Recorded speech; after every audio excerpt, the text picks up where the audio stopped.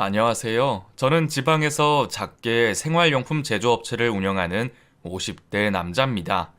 늘 여기서 사연을 듣기만 하다가 처음으로 글을 써보네요. 비록 글재주는 없지만 술도 한잔 했겠다. 옛 생각이 많이 나서 이렇게 자판을 두드려 봅니다. 흔히 인생의 중대사 중 하나로 결혼을 뽑죠. 평생을 함께할 동반자를 맞이하는 큰 일인 만큼 신중, 또 신중해야 할 일이니까요. 하지만 주변을 둘러보면 결혼에 실패한 사람들이 왜 그리도 많은지 꼭 갈라서야만 실패가 아니잖아요. 자식이나 경제적인 문제로 이혼하지 못하고 참고 사는 사람들도 참 많습니다. 그런 케이스까지 합친다면 결혼에 실패한 사람들은 훨씬 더 많아지겠죠. 저 역시 마찬가지입니다. 소위 돌싱남이라고 하죠. 한번 갔다 온 몸인데요. 아직 사지 멀쩡하고 딸린 자식도 없다 보니까 종종 재혼 선자리가 들어오기도 합니다. 부모님이나 친구들도 더 늦기 전에 얼른 새장가 가라면서 성화고요. 결국 못 이기는 척 여자도 몇 번 만나봤는데요. 이상하게 진지한 관계로 발전하진 못했네요. 아마 결혼에 대한 트라우마 때문이 아닐까 싶습니다. 사실 제가 전처 때문에 정신과 치료까지 받을 정도로 고생을 많이 했거든요. 그 여자는 천사의 탈을 쓴 악마였습니다. 달콤한 미소로 다가와 저를 홀린 다음에 제 인생을 송두리째 파탄 내버렸죠. 어디서부터 어떻게 얘기해야 할까요? 전철을 처음 만났을 때부터 시작해야겠죠. 지금은 개인 사업을 하고 있지만 저도 예전엔 회사를 다녔어요. 누구나 이름을 알 만한 대기업 영업직이었죠. 일이 적성에 잘 맞고 상사들도 저를 많이 예뻐해서 동기들에 비해 승진도 빠른 편이었어요. 20대 후반에 바로 대리를 달고 30이 되자마자 과장이 되네 만에 얘기가 나오고 있었으니까요. 그만큼 정말 회사에 몸바쳐 일했습니다. 야근을 밥 먹듯이 했고요. 거래처에서 걸려오는 전화라면 새벽이든 주말이든 가리지 않고 받았어요. 당연히 연애는 뒷전일 수밖에 없었는데요. 하루는 제 상사가 김대리, 아직 여자친구 없댔지? 우리 와이프 아는 동생이 김대리 사진 보더니 너무 마음에 든다고 소개시켜달라는데 한번 만나볼래? 그냥 가볍게 밥 한 끼 먹는다고 생각해. 만나보고 마음에 안 들면 그냥 거절해도 되니까 하더군요. 생각지도 못했던 일이라서 당황스러웠습니다. 갑자기요? 그분은 제 사진을 어디서 어떻게 봤대요? 아, 그 신입사원 연수 때 찍은 단체 사진이 있잖여. 그 놀러와서 같이 앨범 보다가 본 건데, 기분 나빴다면 미안혀. 아니요. 기분이 나쁜 건 아닌데, 좀 당황스럽긴 하네요. 사실 제가 빈말로라도 잘생긴 얼굴은 아니지 않습니까? 왜? 김대리가 어디가 어때서? 이만하면 남자답게 잘생겼지. 그리고 남자는 얼굴이 아니라 능력이야. 김대리 우리 팀 영업 실적 1등에 성실하긴 또 얼마나 성실해.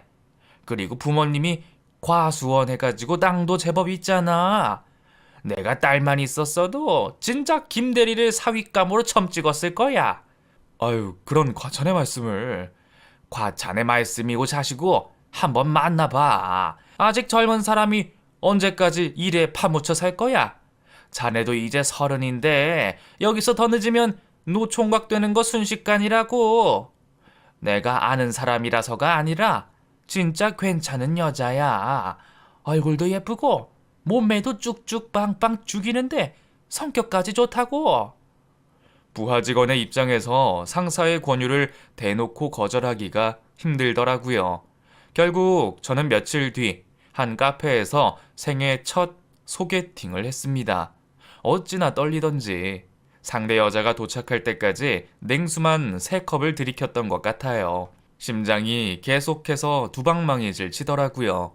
그리고 그런 심장의 두근거림은 상대 여자를 본 순간 더욱 빨라졌습니다. 저기 김상식 씨 맞죠? 오늘 소개팅 하기로 한. 네, 맞습니다. 전 홀린 듯 그녀의 얼굴만 쳐다봤습니다. 사실 상사가 예쁘다고 입이 마르게 칭찬해도 별 기대 안 했는데 말이죠. 하얗고 작은 얼굴에 커다란 눈, 오똑한 코, 앙증맞은 입술까지 정말 어지간한 연예인들도 울고 갈 만큼 예쁘게 생겼더라고요. 제가 좀 늦었나요? 오래 기다리셨어요? 아니요. 저도 방금 왔습니다. 뭐 좀 드시겠어요? 여기 메뉴판이요. 바보같이 말까지 더듬으면서 허둥대는 저를 보던 그녀가 풋 하고 웃더군요. 그러더니 역시 제가 생각했던 그대로네요. 제가 2살 더 어리니까 오빠라고 불러도 되죠? 상식 오빠 하는 게 아니겠어요. 그 순간 전 깨달았습니다. 제가 이 여자를 사랑하게 됐다는 걸요. 맞습니다. 첫눈에 반한 거였죠. 늦게 배운 도둑질이 무섭다고 전 그녀에게 적극적으로 대시했습니다. 그녀 역시 제가 싫지 않은 눈치였어요. 저희는 곧 연인 사이로 발전했습니다. 그녀는 정말 제가 꿈꾸던 완벽한 이상형이었어요. 그냥 얼굴만 예쁜 게 아니라 마음씨까지 곱고 착한 여자였습니다. 남자분들은 다들 이해하실 거예요. 연애 초반엔 당연히 여자친구가 1순위지만 시간이 흘러 어느 정도 관계가 안정되면 다시 일이 우선순위가 되는 거예요. 저 역시 마찬가지였습니다. 야근이 많은 회사라서 평일에 여자친구 보러 가는 날도 점점 줄었고요. 주말에도 어디 놀러 가기는커녕 제 자취방에서 모자란 잠을 보충하기 바빴어요. 하지만 여자친구는 그런 저를 늘 이해해 줬습니다. 당시 여자친구도 작은 회사에서 격리로 일하고 있었는데요. 상대적으로 저보다 퇴근 시간이 빨라서 평일엔 자주 저희 집에 와서 저녁을 차려줬어요. 또 주말에는 밀린 빨래며 청소를 대신 해주기도 했죠. 제가 말려도 괜찮아. 내가 해주고 싶어서 그래. 어차피 결혼하면 내가 다 하게 될 일인데 뭐 어때? 하면서 아랑곳하지 않았습니다. 삭막하게만 느껴지던 자취방도 그녀와 함께 있으면 아늑하고 따뜻한 보금자리가 됐어요. 제가 여자친구와의 결혼을 꿈꾸게 된 건 너무 자연스러운 일이었습니다. 사귄 지 딱 2년이 되던 날, 전 꽃다발과 반지를 사서 여자친구에게 프러포즈를 했죠. 손에 물 한 방울 안 묻히고 살게 해주겠다는 둥 그런 입에 발린 말은 못하겠어. 하지만 남들 못지않게 누릴 수 있는 건 다 누리게 해줄게. 나와 결혼해 줄래? 지금 생각해보면 참 멋없는 프러포즈였고, 하지만 여자친구는 감동의 눈물까지 흘리면서 당연하지. 오빠가 그 말을 하기만을 기다렸어. 하고 대답했습니다. 전 여자친구의 손에 프러포즈 반지를 끼웠어요. 전에 커플링을 맞춘 적이 있어서 여자친구 사이즈를 알고 있었기 때문에 딱 맞게 들어갔죠. 그런데 여자친구가 갑자기 손을 뒤로 빼더니 상상도 못한 말을 하는 게 아니겠어요. 저기, 근데 나 오빠한테 고백할 게 하나 있어. 있잖아. 사실 나, 뭐야, 이혼녀인가? 숨겨둔 애라도 있나? 그 순간 머릿속에 5만 가지 생각이 스쳤습니다. 하지만 제 예상은 모두 틀렸어요. 여자친구는 사실 나 고아야, 오빠. 아주 어릴 때부터 성인 될 때까지 보육원에서 쭉 자랐어. 그래서 부모님 얼굴이 누군지도 몰라. 일가 친척도 전혀 없고. 그동안 말 못해서 미안해. 계속 말하려고 했는데 이상하게 입이 안 떨어지더라고. 하고 말했습니다. 혹시 여자친구가 이혼녀가 아닐까? 숨겨둔 자식이라도 있다고 고백하려는 건가 의심했던 저는 너무 부끄러웠어요. 큰 죄라도 지은 양 어쩔 줄 몰라 하는 여자친구가 안쓰러웠습니다. 평생 홀로 외롭게 살아왔을 걸 생각하니 가슴이 미어지는 것 같았어요. 저는 그대로 여자친구를 끌어안았습니다. 그리고 진작 말하지 그랬어. 그럼 더 빨리 결혼하자고 했을 텐데.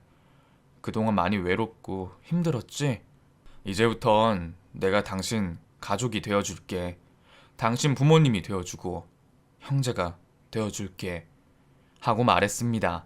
여자친구는 제 품에 안겨 아이처럼 펑펑 울었어요. 그렇게 저희는 이듬해 봄 식을 올리고 정식으로 부부가 됐습니다. 기대했던 대로 결혼 생활은 행복했어요. 아내는 결혼 후 직장을 그만두고 내조에 힘썼는데요. 늦은 시간 퇴근하고 돌아오면 기다려주는 누군가가 있다는 게 그렇게 행복한 일일 줄이야. 남들은 시간이 좀 지나면 콩깍지가 벗겨져서 싸운다는데 저희는 그런 것도 없었습니다. 늘 신혼 같았죠. 다만 한 가지 고민이 있다면 결혼한 지 반년이 넘도록 아이가 생기지 않는다는 거였습니다. 딱히 피임을 하는 것도 아니었는데 이상하게 아이가 들어서지 않더라고요. 아직 결혼한 지 얼마 안 됐으니까 초조해하지 말자. 생각해도 부모님이 거는 기대가 있다 보니까 아무래도 신경이 쓰였어요. 정작 아내는 그냥 이렇게 우리 둘이서 알콩달콩 살면 좋겠다. 난 엄마들 자신 없단 말이야. 하면서 임신 안 되는 걸 은근히 반겼죠. 하지만 결혼 3년 차가 됐을 무렵 더는 안 되겠다 싶어서 아내에게 병원 치료를 받아보자고 했습니다.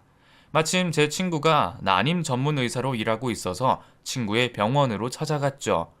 병원에서 검사를 받으면서 전 내심 제게 문제가 있을 거라고 생각했어요. 제가 나이도 있는데다가 업무 스트레스를 흡연과 술로 풀었으니까요. 무정자증만 아니길 빌 따름이었죠.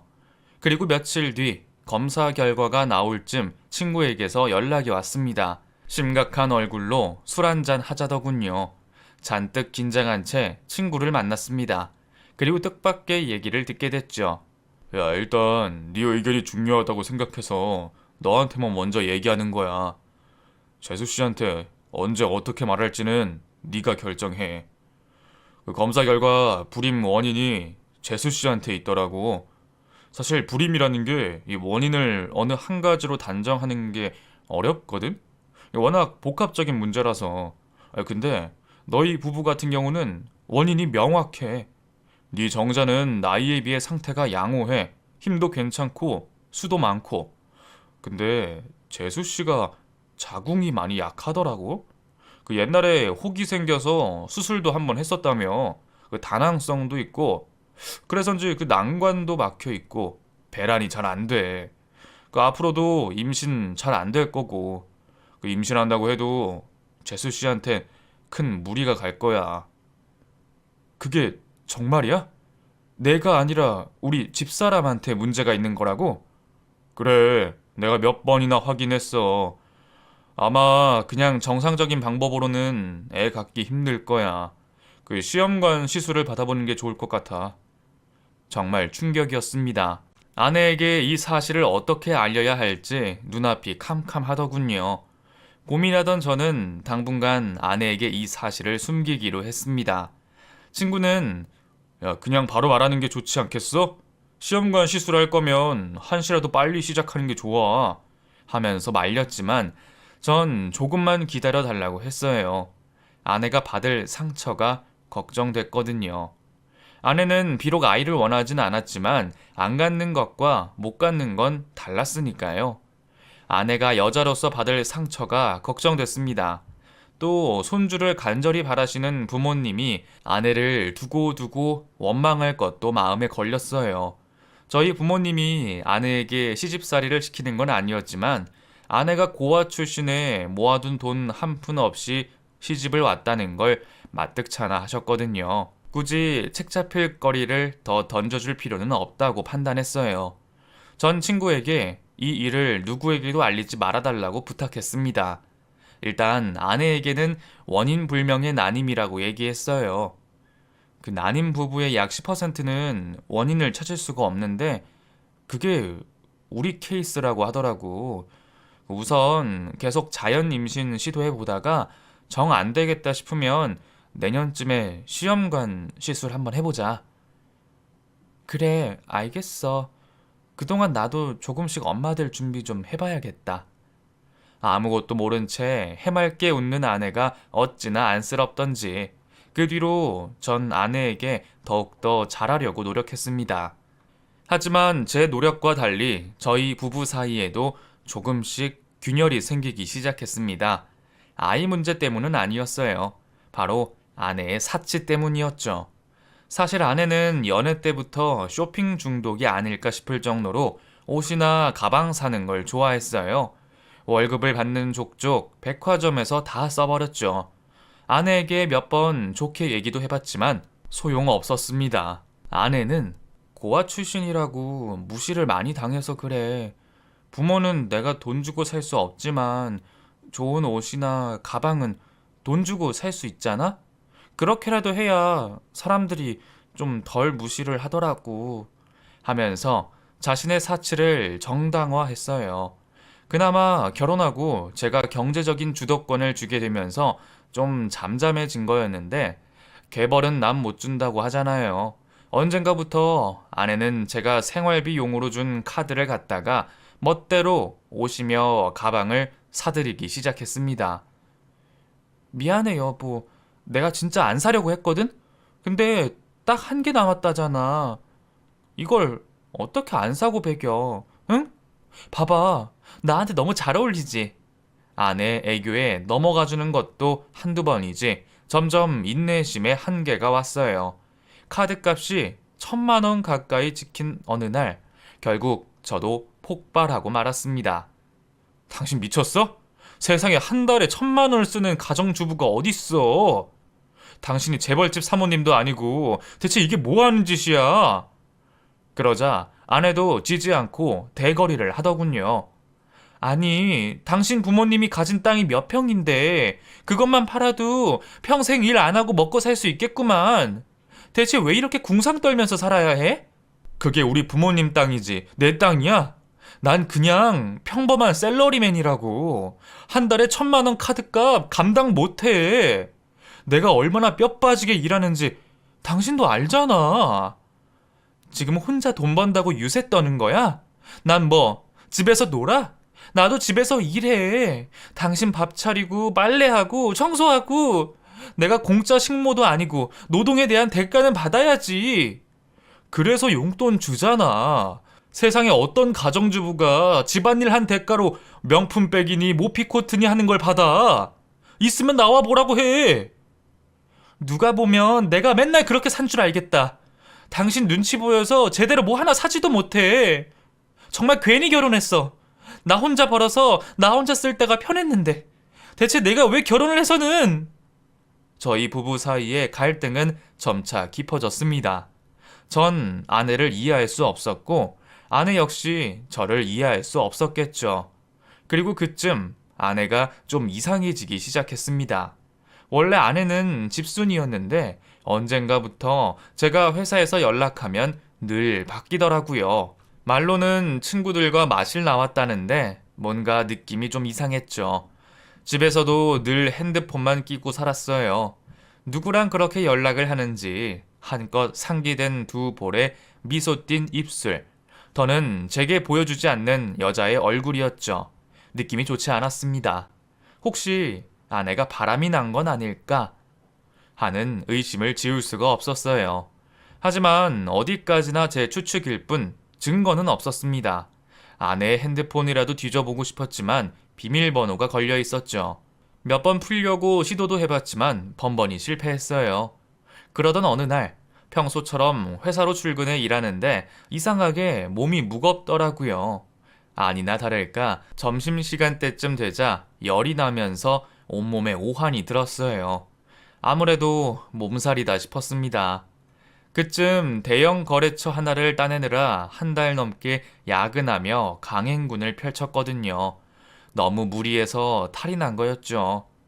전 바로 반차를 내고 조퇴했습니다. 하지만 병원에 가지 않고 바로 집으로 향했어요. 그냥 약 먹고 푹 자면 될 거라고 생각했거든요. 아내에게 미리 연락할까 했지만 요즘 사이도 좋지 않은데 괜한 짓이다 싶어 관뒀죠. 지하 주차장에 차를 세우고 바로 집으로 올라갔어요. 그리고 평소처럼 초인종을 누르려는데 뭔가 쎄하더라고요. 여자의 촉 못지않은 남자의 촉이라고 해야 할까요? 전 손의 방향을 바꿔 현관문 키패드의 비밀번호를 눌렀습니다. 그리고 안으로 들어서자마자 충격적인 광경을 목격했습니다. 지금도 그림처럼 눈앞에 생생해요. 거실 소파에서 뒹굴고 있던 발가벗은 두 남녀. 여자는 물론 제 아내였고요. 제 아내와 함께 뒹굴고 있던 놈은 믿을 수 없게도 제 20년 지기 친구였습니다.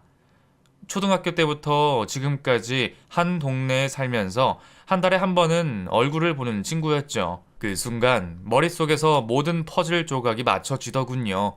아내를 처음 인사시킨 자리에서 아내에게 눈을 못 떼던 친구놈. 같이 밥 먹을 사람이 없다, 영화 볼 사람이 없다, 온갖 핑계를 대며 신혼집에 자주 놀러 왔었죠. 제가 이 자식 때문에 많이 불편하지? 앞으로는 못 오게 할게. 하고 말할 때마다 아내는 웃으면서 괜찮아. 당신 친구가 내 친구지 뭐. 나도 이제 정수 씨가 내 친구 같아. 말하곤 했죠. 그래서 셋이서 자주 놀고는 했는데 바보같이 전 제 친구와 아내가 눈이 맞은 것도 몰랐던 겁니다. 당신이 왜 벌써 왔어? 회사는? 저를 발견한 아내가 허둥지둥 몸을 일으켰습니다. 그리고 널브러진 옷으로 급하게 몸을 가리며 일어섰어요. 제 친구, 아니 상간남도 함께 주춤거리며 자리에서 일어서더군요. 너무 화가 나면 오히려 침착해진다고 하잖아요. 전 두 년놈을 향해 물었습니다. 도대체 언제부터야? 하고요. 먼저 입을 연 건 상간남이었어요. 한 반년 정도 됐다. 진작 말하려고 했는데 미안하다. 이러면 안 된다고 생각하면서도 멈춰지지가 않더라. 나 지영이 정말 사랑해. 불륜 주제에 사랑을 입에 담다니 정말 웃기지도 않았습니다. 전 그대로 상간남에게 달려들어 얼굴에 주먹을 내리꽂았어요. 그러자 아내가 필사적으로 그런 저를 말리더군요. 때리지 마. 이 사람은 아무 잘못 없어. 다 내 잘못이에요. 내가 먼저 좋아했으니까 이 사람은 때리지 마. 아내 말 한마디 한마디가 비수가 돼 제 심장에 꽂혔습니다. 저는 당신 미쳤어? 지금 누구 편을 드는 거야 대체? 정말 나랑 이혼이라도 하자는 거야? 하고 소리쳤어요. 그러자 아내는 그동안 말 못해서 미안해. 근데 나 이 사람 정말 사랑해. 당신하고 살면서는 한 번도 느껴본 적 없는 감정이야. 차라리 잘 됐어. 우리 이혼하자. 당신 내 친구랑 바람 펴놓고 대체 뭐가 그렇게 당당해? 미안하다, 잘못했다, 나한테 매달려도 모자란 마당에 뭐? 이혼을 하자고? 아내는 묵묵부답 아무 말도 하지 않았습니다. 입을 꾹 다문 표정이 참 지독하게도 냉정해 보여서 정말 제가 사랑했던 그 여자가 맞나 싶었죠. 아내는 그날 바로 짐을 싸서 상간남과 함께 나가버렸어요. 전 한심하게도 아무것도 할 수 없었습니다. 얼마 후 우편으로 이혼 서류가 날라왔습니다. 이미 아내는 도장까지 찍은 뒤였어요. 소송이라도 걸까 했지만 애도 없는 마당에 굳이 일을 벌려서 뭘 하나 싶었습니다. 괜히 부모님 가슴에 대못만 받게 될 것 같았어요. 결국 저는 아내가 원하는 대로 순순히 이혼해줬습니다. 그 상간남은 초혼에 집에서 금이야 오기야 키운 4대 독자였어요. 그래서 천의 고아 출신의 이혼녀 딱지까지 붙은 아내와는 결코 식을 올리지 못할 거라고 생각했죠. 하지만 무슨 수를 쓴 건지 두 사람은 기어이 식까지 올리고 살더군요. 사랑과 우정을 동시에 잃은 제 기분은 이루 말할 수 없을 만큼 참담했습니다. 밤마다 잠이 오지 않았고 울분으로 가슴이 터질 것만 같았어요. 출근도 간신히 할 정도였으니 일을 잘할 수 있을 리 없었죠. 그래도 먹고 살아야 하니 어찌저찌 버티고 있었는데 그게 결국 독이 되고 말았습니다. 하루는 거래처 직원과 통화를 하는데 도저히 뭐라고 하는지 알아들을 수가 없는 거예요. 늘상 나누던 업무 얘기였는데 이상하게 조금도 이해가 되지 않았습니다. 당황해 기계적으로 네 대답한 뒤 전화를 끊었어요. 뒤이어 혹시 내가 뭔가 실수한 건 없을까? 그 거래처 직원이 이 일로 우리 회사랑 더는 일하지 않겠다고 하면 어떡하지? 같은 말도 안 되는 비상식적인 불안이 온몸을 잠식했습니다. 숨쉬기가 힘들 만큼 가슴이 턱 막히고 온몸에서 진땀도 흘렀죠. 저는 결국 정신과를 찾아갔습니다. 진단 결과 공황장애였어요. 약물 치료를 시작하면서 증세가 호전되기는 했지만 매일 사람들을 상대해야 하는 영업직을 하기엔 무리였죠. 그렇게 자연스럽게 사직서를 쓰게 됐습니다. 회사에서 그 공황장애라면서 지금처럼 일할 수 있겠어요? 그 배려를 해주고 싶어도 그 직원들 사이에서 형평성 문제로 말이 나올 수도 있고 하면서 은연중에 압박을 주더군요. 그나마 다행이라면 제법 큰 기업이었기에 퇴직금이 예상보다 더 두둑했다는 것 정도일까요? 저는 반년 정도 폐인처럼 살다가 그동안 모아둔 돈과 퇴직금을 합쳐 브랜드 치킨집을 차렸습니다. 대형 프랜차이즈면 괜찮지 않을까 하는 안일한 생각으로 시작한 거였죠. 제대로 공부하지도 않고 시작한 장사였으니 결과는 대실패였습니다. 태어나서 한 번도 장사를 해본 적이 없는 제가 성공한다면 그게 더 이상한 얘기였죠. 처음엔 브랜드빨로 그럭저럭 운영되는가 했지만 브랜드 로열리티며 재료값이며 내고 나면 손에 떨어지는 건 얼마 되지도 않았습니다. 알바생들 인건비 주기도 빠듯했어요. 그런 상황에서 얼마 안가 조류 독감이 전국을 강타했고 전 결국 빚만 잔뜩 떠안은 채 가게 문을 닫아야 했습니다. 정말 막막하더군요. 퇴사할 땐 그래도 퇴직금이라도 있었는데 이제 남은 건 빚뿐이었어요. 한강에 가서 뛰어내리기라도 해야 하나 극단적인 생각도 들었습니다. 하지만 시골에 계신 늙은 부모님을 생각하면 차마 그렇게 할 수도 없었어요. 제가 죽으면 그 빚이 다 부모님에게 갈 텐데 그런 불효가 또 어디 있겠습니까? 이미 이혼으로 한번 가슴에 대못을 박았는데 또 그런 짓을 할 수는 없었죠. 저는 모든 걸 내려놓고 닥치는 대로 일자리를 알아보기 시작했습니다. 다시 취직을 할까 생각도 해봤지만 나이는 먹을 대로 먹었고 경력까지 단절된 저를 써줄 곳은 없었어요. 그렇다고 한 번 더 장사에 도전하기엔 가진 미천이 아무것도 없었죠. 결국 저는 공사판 노가다를 뛰기 시작했습니다. 몸은 고됐지만 오히려 그래서 아무런 잡생각도 들지 않아 편했어요. 하지만 내 살 깎아 먹으면서 하는 일이다 보니 시간이 흐를수록 몸 여기저기가 축나기 시작했습니다. 엎친 데 덮친 격으로 비 오는 날 미끄러진 자재에 몸이 깔려 한쪽 다리도 절게 됐죠. 자세히 보지 않으면 크게 티나지 않았지만 그래도 노가다 일을 하는 건 무리였어요. 뭔가 다른 일을 찾아봐야 했습니다. 정말 막막했어요. 그런데 그때 제게 구원의 손길이 내려왔습니다. 같이 노가다를 뛰던 동료 한 명이 제 처지가 안쓰러웠는지 자기 밑에서 기술을 배우라고 하더군요. 갑자기 무슨 기술? 우리 집이 그 대대로 하수구 수리 일을 했거든. 이게 의외로 돈이 짭짤하더라고. 하수구 수리? 가정집 싱크대나 그 화장실 변기 같은 거 막히면 뚫어주는 거 있잖아. 그 우리 아버지가 올해로 60이라 더는 못하겠다고 나한테 물려받으래. 그래서 이제 노가다 그만두고 본격적으로 한번 해볼 건데 같이 배워보자고. 처음엔 망설였습니다. 그래도 나름 대기업에서 양복 입고 일하던 사람인데 남의 집 변기나 뚫어준다는 게 너무 비참할 것 같았어요. 하지만 노가다를 뛰기 힘든 몸이 된 이상 제게 선택권은 없었습니다.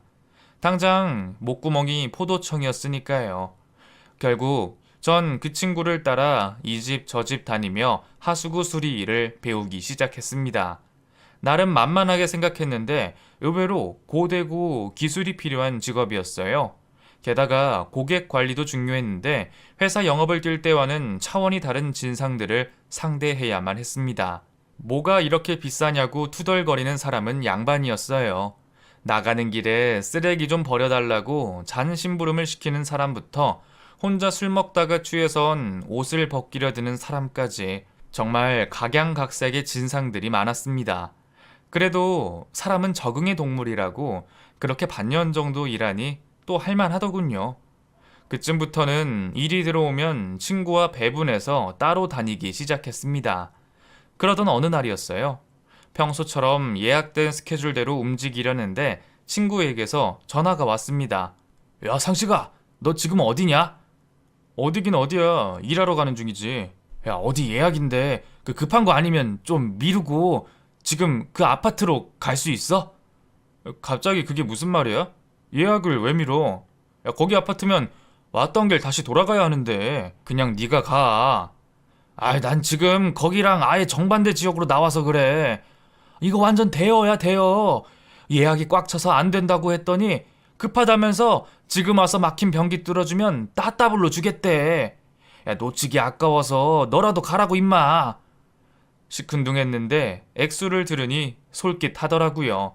무려 3배를 더 얹어준다니 완전 남는 장사였죠. 게다가 단순히 막힌 변기를 뚫어주는 건 그렇게 어려운 일도 아니었습니다. 원래 가려던 집에 잘 둘러대 시간을 미룬 뒤 바로 차를 돌렸습니다. 몰랐는데 그 아파트는 그 동네에서 알아주는 고급 아파트 단지더군요. 경비 아저씨의 철저한 검문을 통과한 뒤에야 저를 부른 집으로 갈 수 있었습니다. 초인종을 누르자마자 바로 문이 열렸습니다. 아휴, 왜 이제 와요? 금방 온다더니. 저를 맞아준 건 여자였습니다. 대뜸 불평불만부터 쏟아내기에 혹시 진상일까 싶어 바짝 긴장이 되더라고요. 저는 늦어서 죄송합니다. 금방 해드릴게요. 그 변기가 막혔다고 하셨는데 어디 화장실이죠? 하고 안으로 들어섰어요. 그리고 모자를 벗고 뒤를 돌았는데 웬걸 너무 놀라서 그대로 굳어버리고 말았습니다. 그건 상대 여자 역시 마찬가지였어요. 믿을 수 없게도 그 여자는 바로 제 전처였습니다. 저와는 달리 그동안 잘 먹고 잘 산 건지 피둥피둥 살이 올랐더군요. 피부도 팽팽한 게 나이를 먹기는커녕 오히려 더 어려진 것 같았어요. 저희 둘 사이로 숨막히는 침묵이 내려앉았습니다. 먼저 입을 연 건 저였어요. 당신이 여긴 어떻게긴 뭐 어떻게야. 여기가 우리 집인데. 그 말에 전 새삼스럽게 다시 집안을 둘러봤습니다. 40평대 호화로운 아파트였어요. 전처와 제가 살던 집보다 훨씬 넓고 화려했죠. 순간적으로 울분이 끓어올랐습니다. 저는 전처와 상간남 때문에 병을 얻고 회사까지 그만뒀는데 정작 두 사람은 너무 잘 살고 있는 것 같았어요. 하지만 이제 와서 뭘 어떻게 하겠어요. 드라마나 영화 속 주인공처럼 시원하게 복수할 방법이 있는 것도 아니고 그냥 얼른 일을 끝내고 사라지는 게 최선이다 싶었습니다. 거실 화장실이 막힌 거지? 여기야? 전 그대로 화장실로 들어갔어요. 그런데 전처는 굳이 그런 저를 뒤따라 들어오더군요. 그리고는 당신 회사 그만뒀다는 얘긴 들었어. 근데 이런 일을 하는 줄은 몰랐네. 남의 집 변기나 뚫고 다니냐? 쪽팔리게? 하는 게 아니겠어요? 그 순간 얼굴에 확 열이 올랐습니다. 남한테 손 벌리는 것도 아니고 사기로 등쳐먹은 것도 아니고 내 밥벌이 내가 하고 있는데 쪽팔리긴 뭐가 쪽팔려? 당당하게 말하려고 했지만 목소리가 자꾸 떨리더라고요. 아마 내심 하수구 수리 일을 부끄럽게 여기는 마음이 있었기 때문이겠죠. 전처도 그걸 눈치챈 것 같았어요. 팔짱을 낀 채 흥 하고 비웃더라고요. 그리고는 그래, 뭐 당신이 만족한다면 됐고 얼른 뚫어줘. 오늘 그이 회사 사람들 데리고 온댔어. 과장으로 승진해서 축하 파티 하기로 했거든. 하더군요. 아니나 다를까 주방에선 도우미 아주머니가 부지런히 음식을 하고 있었습니다. 갈비에 잡채, 초밥, 깐풍기, 온갖 호화로운 음식들이 상다리가 부러져라 차려지고 있었죠. 그 꼴을 보고 있자니 기분이 더 진창으로 처박혔습니다. 전 재빨리 변기를 뚫고 얼른 화장실 밖으로 나왔어요. 돈은 계좌로 보내면 돼. 문자 갔을 거야. 그리고 전처의 대답을 듣기도 전에 현관으로 향했습니다. 그런데 그때 제 눈에 벽에 걸린 전처의 가족 사진이 들어왔어요. 전 경악하고 말았습니다. 그 가족 사진엔 절대로 있어서는 안 될 게 있었거든요. 바로 아이였습니다. 상간남의 품에 안긴 아이는 이제 돌쯤 지났을까? 이제 막 갓난아이 티를 벗은 남자아이였어요. 전 전처에게 이게 대체 무슨 저 애는 당신이랑 그 자식이에요? 하고 물었습니다. 전처는 그럼 우리 애지 뭐 남의 애게? 구경 다 했으면 얼른 꺼져. 일당은 말했던 것처럼 따따블로 붙여줄 테니까. 아니다. 예정을 생각해서 팁도 줄게. 하면서 필요 이상으로 날카롭게 반응하더라고요. 기가 막혔습니다. 전 전처에게 그게 무슨 개소리야. 당신 불임이잖아. 자궁 착상이 안 돼서 시험관 아니면 답이 없다고 했는데 무슨 애가 생겨. 거짓말 하지 마. 저 애는 대체 어디서 데려온 거야? 하고 추궁했습니다. 전처는 얼굴이 빨개졌다 파래졌다 아주 가관이더군요. 그러더니 일하는 아줌마 눈치를 살피다 저를 작은 방으로 끌고 들어갔습니다. 이거 놔. 안 놔? 남편 버리고 다른 놈이랑 붙어먹은 더러운 손으로 누굴 만져? 전 그런 전처를 차갑게 밀어냈어요. 하지만 전처의 반응은 예상 밖이었습니다. 씩씩대며 대거리를 할 줄 알았는데 갑자기 무릎을 꿇더라고요. 제발 부탁이야. 우리 그이한테는 말하지 말아주라. 응? 그러니까 좋은 말로 할 때 말하라고. 저 애는 누구 애야? 나 자람 보육원에서 데려온 애야. 나도 이런 짓까지 버리고 싶지는 않았다고. 근데 시댁에서 아들 안 낳아주면 당장 이혼시키겠다는데 어떡해. 그럼 병원에 가서 난임 치료를 받아서 정상적으로 애를 가지려고 했어야지. 미쳤어? 내 입으로 불임 사실을 털어놓게? 그랬다가는 당장 이혼이야. 4대 독자 집안이랍시고 시댁도 우리 그이도 아들 아들 얼마나 노래를 부르는데. 전처는 이미 돌아올 수 없는 강을 건넌 뒤였어요. 사람을 고용해 상간남으로 위장까지 시켜 함께 보육원을 주기적으로 방문했더군요. 아예 작정하고 애를 빼돌린 거였죠. 제발 한 번만 봐주라. 예정을 생각해서 나 좀 살려줘. 응? 전처는 자존심도 없는지 제게 빌다시피 애원하기 시작했습니다. 그 모습을 보니 지금 내가 뭐 하는 건가 싶더라고요. 어차피 전처도 상간남도 더는 저랑 상관없는 사람들인데 말이에요. 인생 그렇게 살지 마. 추하다 진짜. 나 간다. 다신 얼굴 볼 일 없게 하자. 전 그대로 전처에게서 몸을 돌려 그곳을 떠나려고 했습니다. 하지만 현관으로 나온 순간 벌컥 문이 열리더니 사람들이 우르르 들어오더라고요. 아, 형수님, 저희 왔습니다. 아, 이렇게 번번이 실례해서 어쩌죠? 상간남과 그 회사 동료들이 도착한 거였어요. 아니, 네가 여긴 어떻게? 동료들을 따라 안으로 들어온 상간남이 곧 저를 발견했습니다. 당황한 전처는 내가 며칠 전부터 화장실 변기 상태가 좀 이상하다고 했잖아. 오늘 딱 막혔길래 사람을 불렀는데 글쎄 이 사람이 왔지 뭐야? 지금 하수구 청소 일한다는데 신경 쓰지 마. 다 뚫었으니까 이제 갈 거야. 하고는 제게 나가라고 눈치를 줬어요. 상황을 파악한 상간남은 이내 피식 웃더군요. 누가 봐도 명백한 비웃음이었습니다. 아유, 대기업에서 승승장구하던 우리 김대리가 어쩌다 남의 집 변기나 뚫는 처지가 된 거야? 하면서 조롱하더군요. 옛날부터 공부도 제가 더 잘했고요. 대학과 직장도 제가 더 잘 나가서 그거에 자격지심을 느끼던 녀석이었어요. 근데 이제 제 딴에는 처지가 역전된 것 같으니 신이 난 것 같더군요. 더는 참을 수 없었습니다. 제 손에 칼자루가 쥐어져 있는데 휘두르지 않으면 바보였죠. 저는 상간남을 향해 성큼성큼 다가섰어요. 그리고 말했죠. 내가 지금 가려다가 가족 사진을 딱 봤는데 말이야. 그새 애도 생겼나 보더라. 상간남은 의기양양하게 그래, 너랑 사는 내내 임신도 못하던 여자가 나랑 결혼하자마자 딱 애가 들어서더라. 씨가 얼마나 부실했으면. 엄한 여자, 애도 못 낳는 성녀 취급받으면서 기를 죽였어. 시댁에서 그걸로 어지간히도 괴롭혔다면서? 하고는 헛소리를 하더군요. 전 기가 막혀서 전처를 노려봤습니다. 찔끔해서 고개를 돌리더라고요.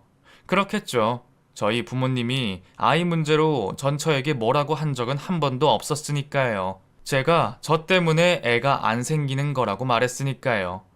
그래서 어머니는 아내에게 한 생명을 잉태하고 낳는다는 게 얼마나 위대한 일인데 우리 못난 아들놈 때문에 평생 자식을 못 볼 수도 있다니 어쩌면 좋니? 아가, 다 내 죄다, 내 죄야. 하면서 고개를 못 드셨죠. 어머니를 생각하니 새삼 분노가 차올랐습니다. 이제 그만 제 가슴 속에 묵혀뒀던 진실을 밝히고 복수를 할 때였어요. 저는 일부러 깜짝 놀란 척 전철을 향해 입을 열었습니다. 내가 당신한테 말 안 했던가? 병원에서 불임 검사했을 때 말이야. 내 문제가 아니라 당신 문제라고 했어. 그 단순한 다낭성이 아니라 자궁에 문제가 있어서 이 난자 생성이 잘 안 된대. 그냥 자연 임신은 절대 불가능하다던데? 그 순간 상간남의 얼굴이 찬물을 뒤집어 쓰듯 얼어붙었습니다. 전처는 당신 지금 무슨 헛소리를 하는 거야? 난 처음 듣는 소린데? 하고는 딱 잡아떼더군요. 저는 왜? 지금이라도 집에 가서 그때 검사 결과지 가져올까? 아니다. 야, 가져올 필요도 없지. 야, 병원에 지금 전화해보면 되겠네. 하고 답했습니다. 그러자 전처는 하얗게 질려 아무 말도 못하더군요. 전 보란듯이 품에서 핸드폰을 꺼냈어요. 그 순간 전처가 지금 뭐 하는 거야 미친놈아! 하고 악을 쓰면서 제게 짐승처럼 달려들었습니다.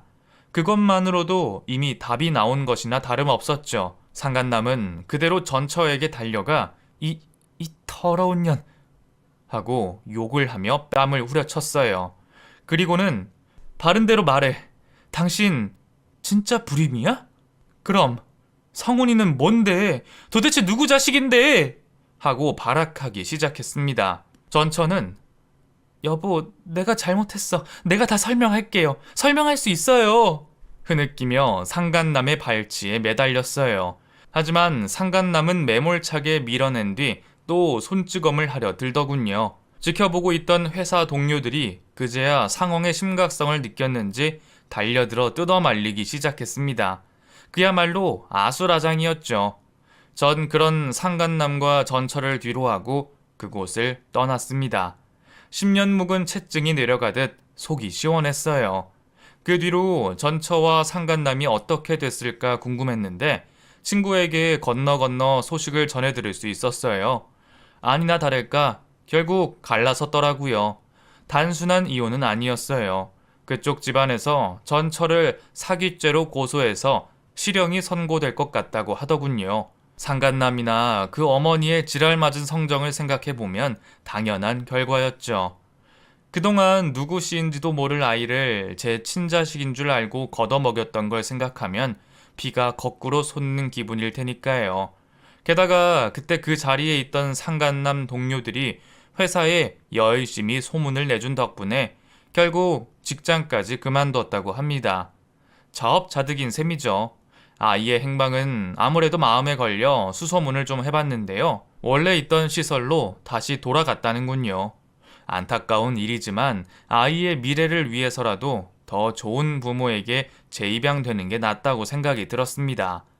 그 뒤로 아내는 저를 고소하겠다 어쩐다 한동안 난리를 쳤습니다.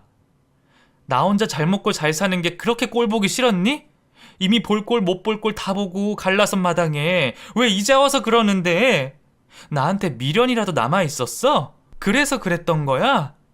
혼자 북치고 장구치고 정말 눈 뜨고 봐줄 수가 없었습니다. 하지만 그것도 잠시 곧 연락이 뚝 끊겼어요. 아마 상간남 집안과 법적 소송에 들어가면서 발등에 불이 떨어진 게 아닐까 싶습니다. 그새 전 전화번호를 바꾸고 전처와의 연결고리를 완전히 차단했죠. 해묵은 오랜 악연을 완전히 털어낸 덕분일까요? 그 뒤로 제 인생은 탄탄대로를 달리고 있습니다. 하수구 청소 일을 하면서 모은 돈으로 중국산 생활용품을 싸게 떼다가 파는 일을 시작했는데요.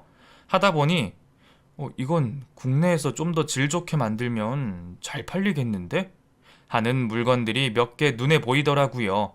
그래서 대리운전 일까지 하면서 목돈을 모아 과감하게 회사를 차렸죠. 결과는 대성공이었습니다. 각종 오픈마켓에서 불티나게 팔리더니 순식간에 순이익이 눈덩이처럼 불어났어요. 그 돈으로 협업하는 공장을 더 늘리고 직원들도 대거 채용했습니다. 물론 대기업은커녕 중견기업과 비교해봐도 보잘것없는 규모지만 그래도 이제 외제차 끌고 다니면서 먹고 싶은 건 다 사 먹을 정도로 형편이 많이 나아졌습니다. 그런데 경제적으로 좀 살만해지니까 우습게도 외롭고 허한 마음이 더 커지더라고요. 저도 어쩔 수 없는 사내 놈인 건지 전 저한테 그렇게 데이고도 때때로 여자의 따뜻한 품이 그립더군요. 그래서 저도 이제 그만 전처와의 트라우마에서 벗어나기 위해 용기를 내보고자 합니다. 늘 거절만 하던 선자리에 한번 나가보려고 해요. 이번에도 결혼까지 이어지지 못할 가능성이 크지만 그래도 움츠린 채로 가만히만 있으면 달라지는 건 아무것도 없으니까요. 지금 힘든 일을 겪고 계신 분들이 있다면 저와 함께 용기를 내셨으면 좋겠습니다. 긴 이야기 들어주셔서 감사합니다. 우리 회사 젊은 직원한테 배운 말인데 요즘은 행복하라는 말 대신 꽃길을 걸으란 표현을 쓴다더군요. 모두 꽃길만 걸으시길 바랍니다.